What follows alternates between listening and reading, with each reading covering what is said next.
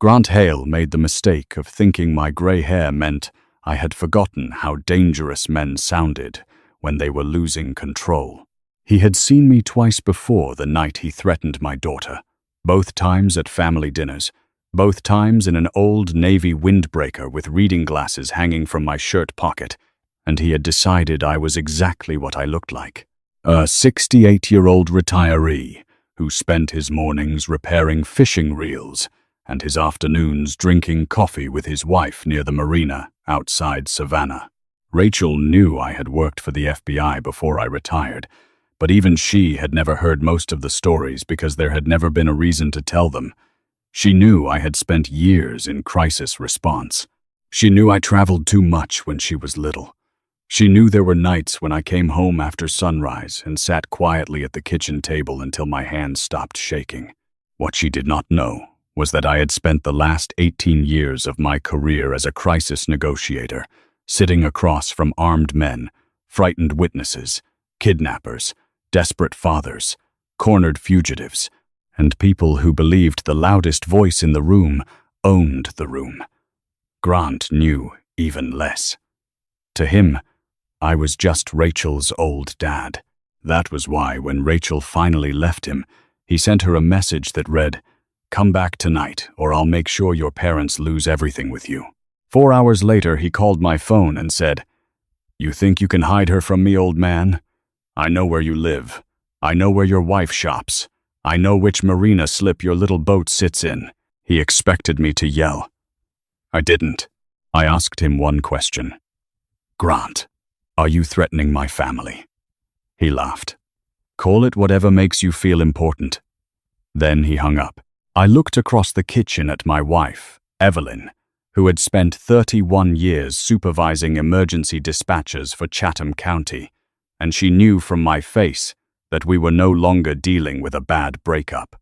She set down her coffee and said, "Don't touch anything on Rachel's phone until we copy it." That was Evelyn. No drama, no screaming, just the next correct step. Rachel was sitting at our table with both hands wrapped around a glass of water she had not taken a sip from. She was 36 years old, a guidance counselor who had talked teenagers through panic attacks, divorcing parents, bullying, and grief. But that night she looked 12 again. "Dad," she whispered. "He knows things he shouldn't know." I pulled out the chair beside her. "Start at the beginning." She told us that Grant had become controlling slowly enough that she had explained each piece away. At first he wanted to know when she got home because he worried about her. Then he wanted her phone location turned on. Then he complained when she met co-workers without him. Then he insisted they merge finances because they were planning to marry. 3 months earlier, Rachel had discovered a business credit card carrying almost $28,000 in debt under her name. Grant told her it was an accounting mistake connected to his company, Tideline Security and Automation. He promised to fix it. 2 weeks later, she found a small magnetic box tucked beneath the rear frame of her SUV. She thought it was part of the car until a mechanic told her it was a commercial GPS tracker. Grant admitted putting it there and said he had done it for safety. That afternoon, after she told him the engagement was over, he took her keys, blocked the front door of his townhouse, and told her she had no idea what he was capable of. Rachel waited until he went upstairs to take a call, climbed out through the laundry room window, walked 3 blocks to a gas station, and called me. By the time I picked her up, Grant had already begun sending messages about stolen company files, missing client records, and police charges. The old part of me wanted to drive directly to his office, put him against a wall, and ask him what kind of coward tracked a woman he claimed to love. The experienced part knew anger was exactly what men like Grant understood. Anger would make me predictable. So I drove Rachel home, parked my truck under the camera over our garage, and before we carried one bag inside, I photographed the GPS tracker beneath her SUV from 6 angles. Evelyn called the non-emergency line and asked for an officer to take a report. We exported every threatening message to a secure folder, saved the voicemails twice, printed the account statements, photographed the credit card, wrote down the dates Rachel remembered, and called a lawyer before midnight. Grant thought fear would scatter us.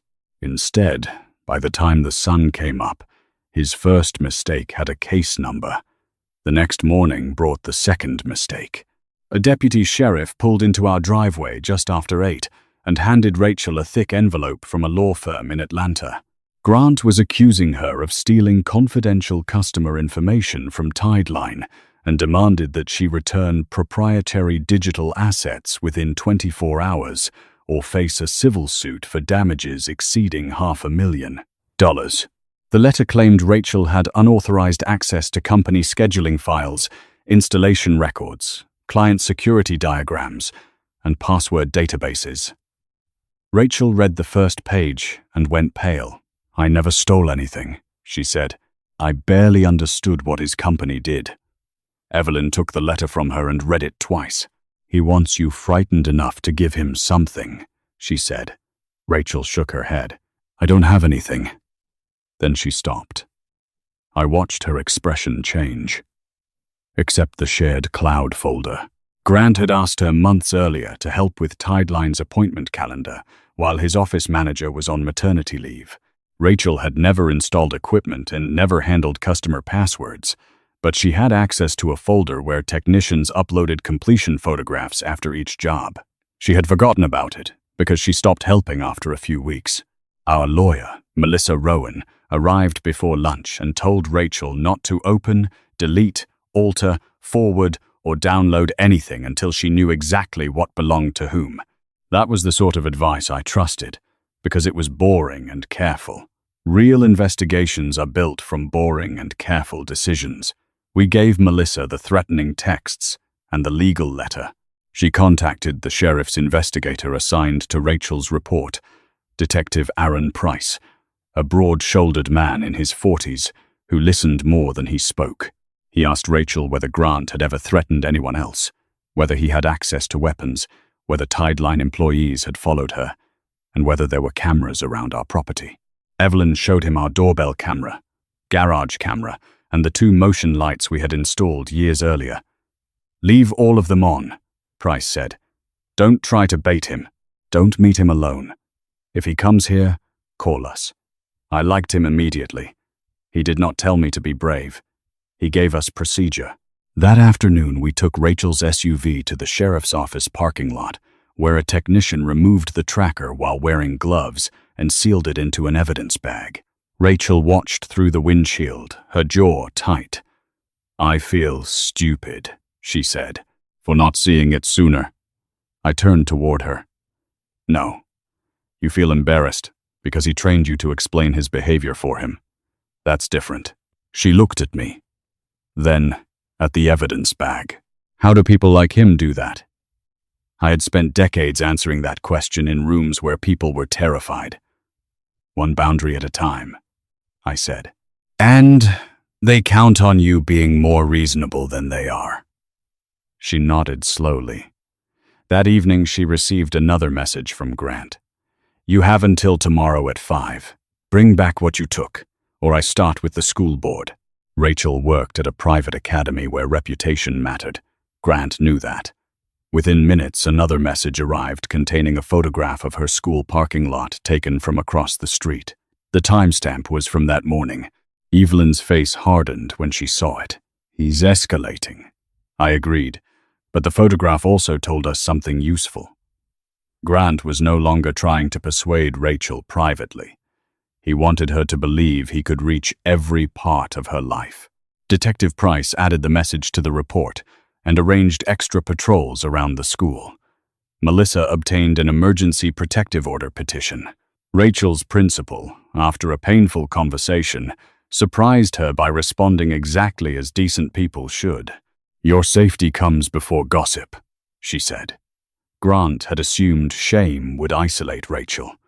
Instead, every time he tried to close a door around her, another person stepped inside the room with us.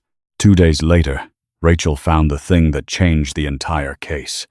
She was sitting with Melissa at our dining table, reviewing the list of files named in Grant's demand letter. They were not opening company folders, They were simply checking the titles and access history visible from Rachel's account. Suddenly, she called me from the porch. "Dad, come look at this." On the screen was a thumbnail photograph from a Tideline installation at a waterfront home on Hilton Head Island. At first, I saw nothing unusual. A white ceiling, a smoke detector, a technician's hand holding a drill. Rachel enlarged the image and pointed to a tiny black lens mounted inside what looked like an air quality sensor. "That isn't in the customer paperwork," she said. "I remember because I made invoices that week. Tideline installed cameras at the gates and doors. There was nothing about cameras inside bedrooms." Melissa told her to stop immediately. She called Detective Price, who came to the house with another investigator. Rachel did not open more files. She simply explained what she remembered. Technicians had been instructed to photograph serial numbers after installation, and Grant personally reviewed certain jobs he called executive packages. The sheriff's office obtained the proper legal process to preserve the account. By the following evening, the investigation was no longer focused only on stalking and identity theft. Several Tideline clients had reported strange, anonymous emails over the previous year.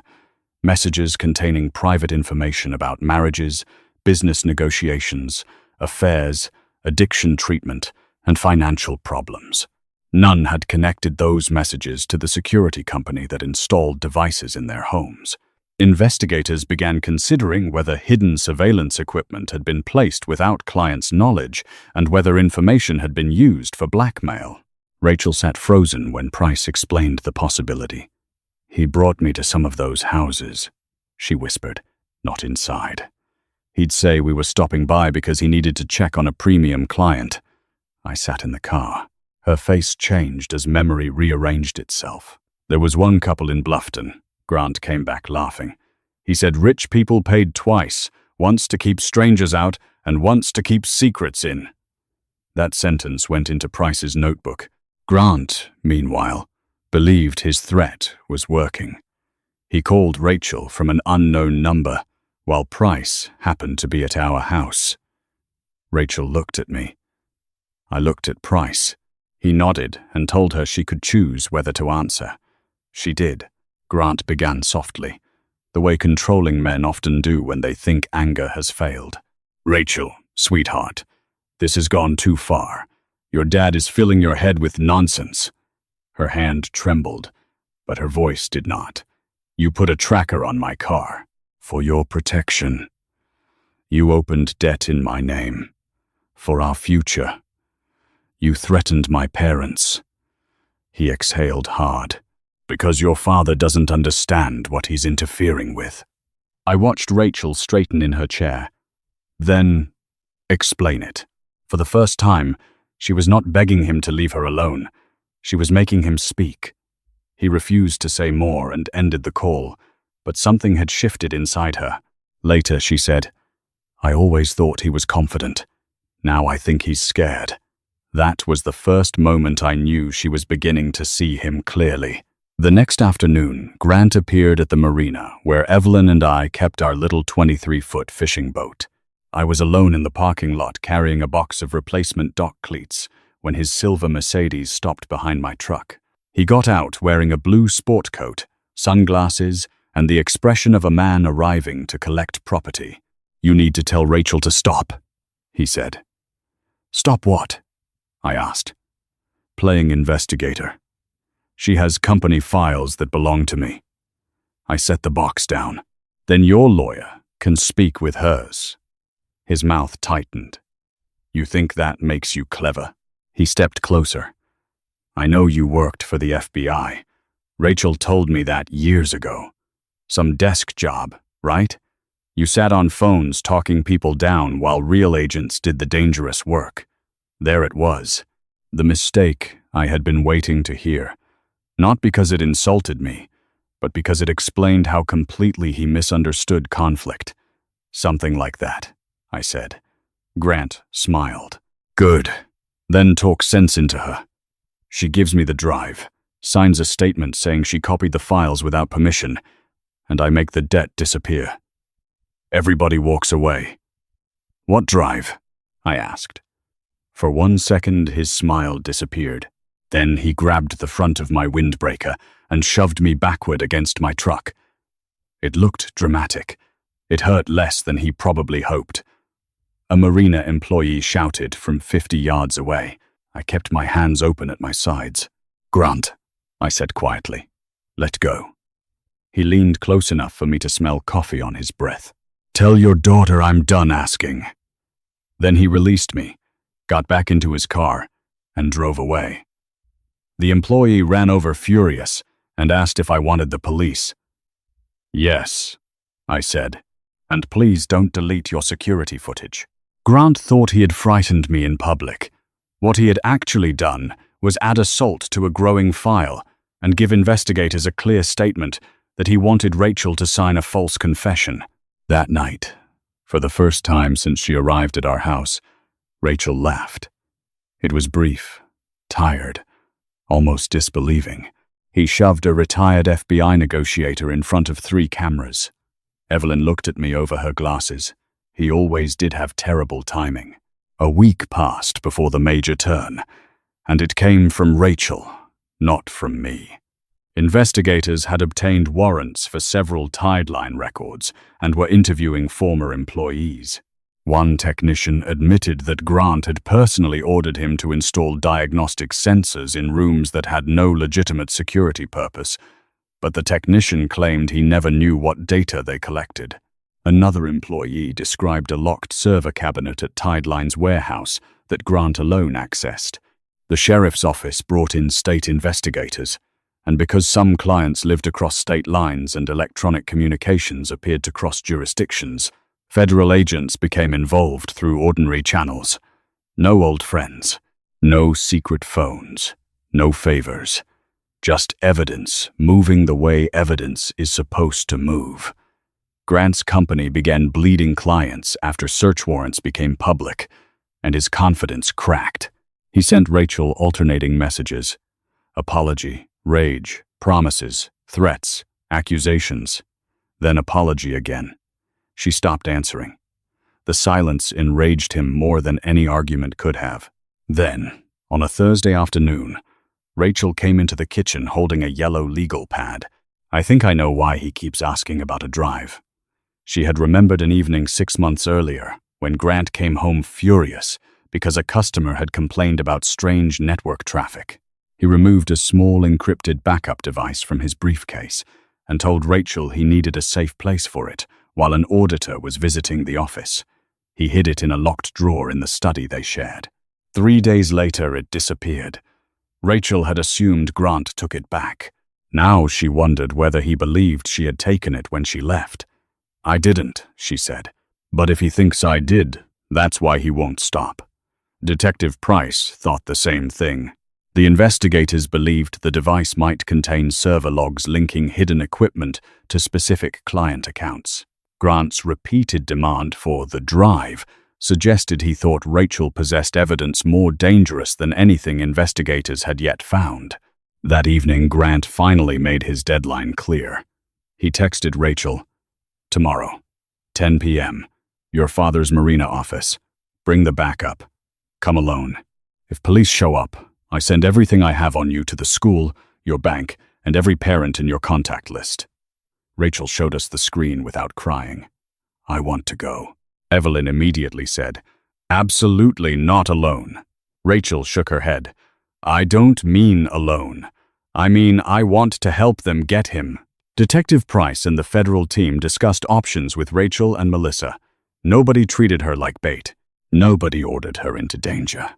They explained that Grant could be arrested on existing matters, but proving the broader extortion scheme would be stronger if he voluntarily described what he wanted and why.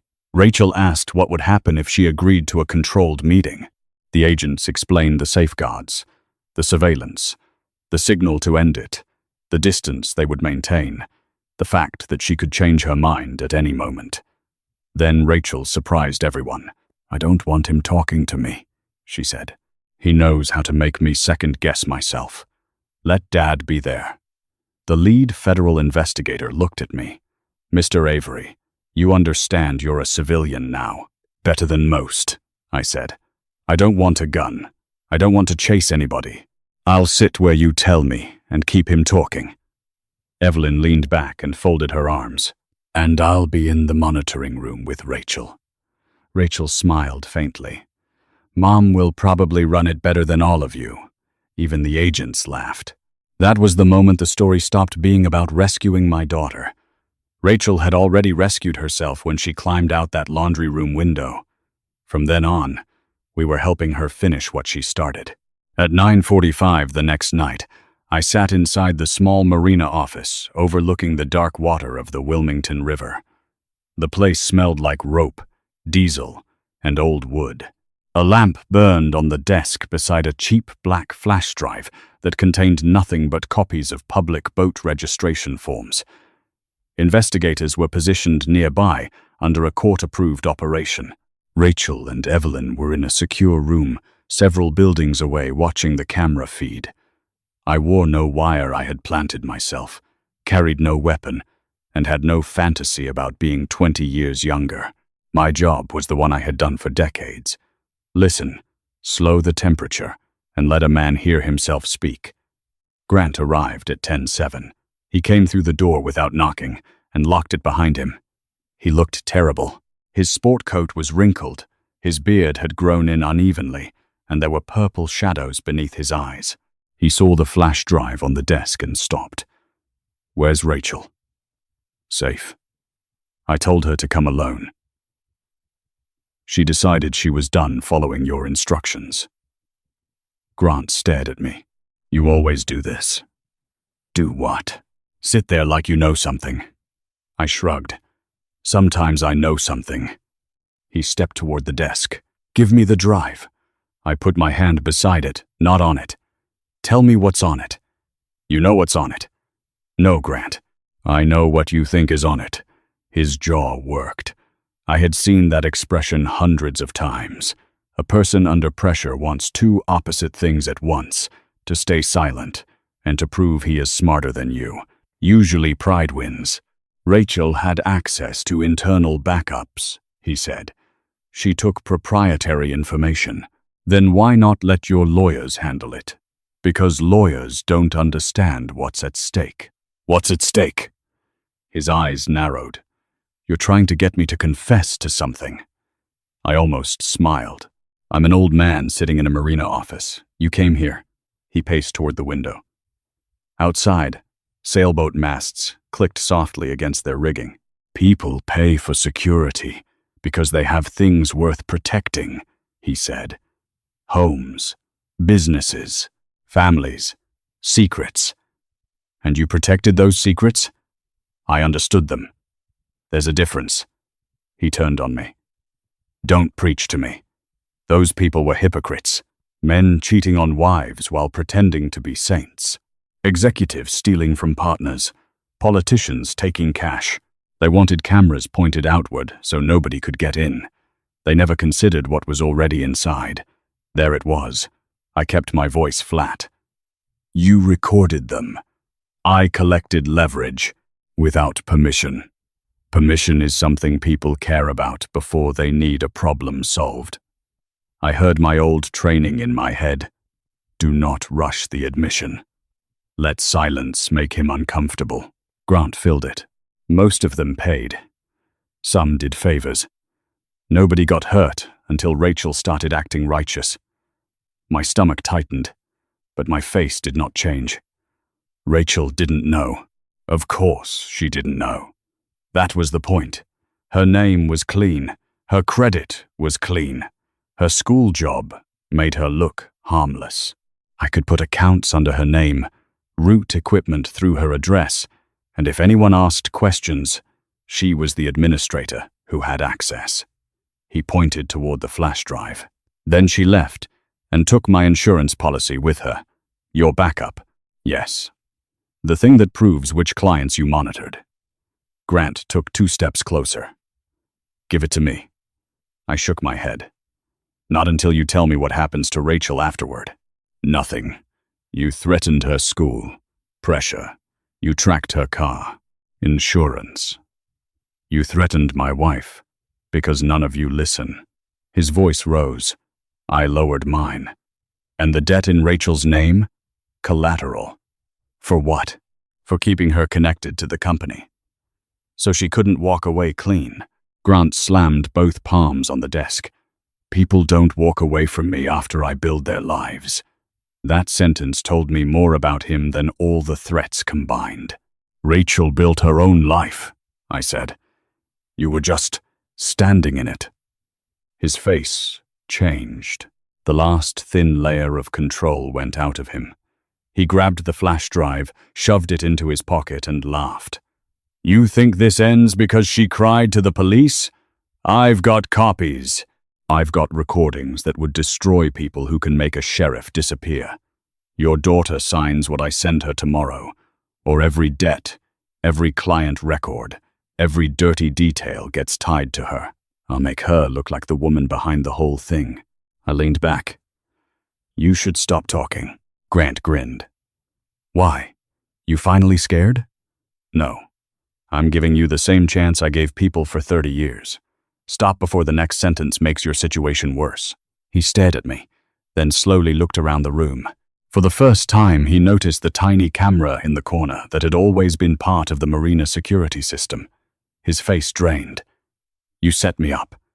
No, Grant. You scheduled the meeting. You chose the place. You came through the door. You said the words. He reached inside his jacket. I did not know whether he was reaching for a phone, keys, or something worse, and I did exactly what experience had taught me to do. I stayed still. Grant, I said, using his name because names pull people back toward themselves. Keep your hands where I can see them. He froze. You don't give me orders. Then consider it advice. He took one breath, then another, and before he could decide which version of himself he wanted to be, the office door opened behind him, and 3 investigators entered with clear commands. Grant spun around, saw badges, and made the smartest decision he had made in months. He raised his hands. 3 months later, the legal part of Grant Hale's story was still unfolding, because real cases do not end with a dramatic arrest and a perfect sentence before sunrise. Some charges were state matters, others involved federal investigators, and attorneys argued over devices, accounts, client records, and which evidence belonged in which courtroom. Tideline security closed. Several former clients filed civil claims. Investigators identified people whose privacy had been violated and people who had been pressured into paying Grant. Rachel's fraudulent debt was challenged and eventually removed after records showed she had not authorized the accounts. Her school kept her on staff throughout the investigation, and the principal later told me Rachel had become the person other teachers sent frightened students to when they needed someone who would not judge them for staying too long in a bad situation.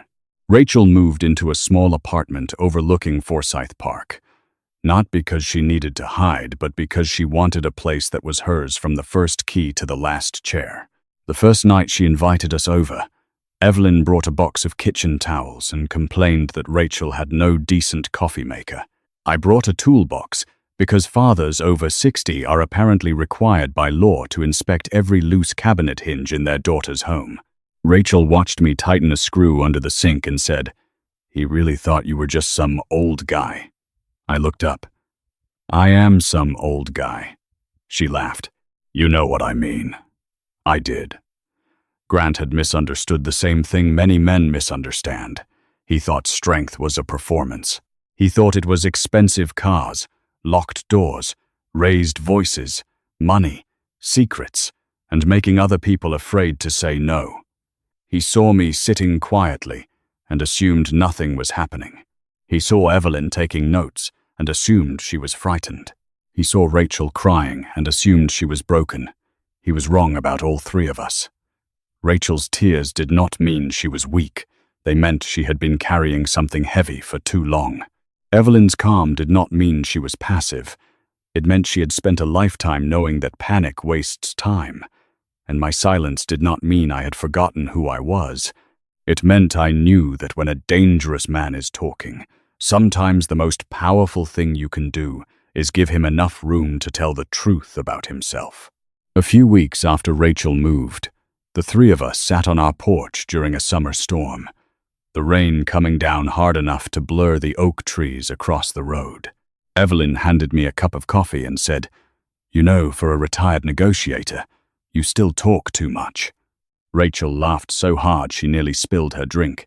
I looked at my wife, then at my daughter, both safe, both stubborn, both stronger than Grant had ever understood, and I decided I could live with that criticism. I spent most of my career talking to people on the worst day of their lives. Sons, daughters, fathers, husbands, wives, strangers who thought fear had closed every door around them. The lesson never changed. The loudest person is not always the strongest. The person making threats is not always the one with control.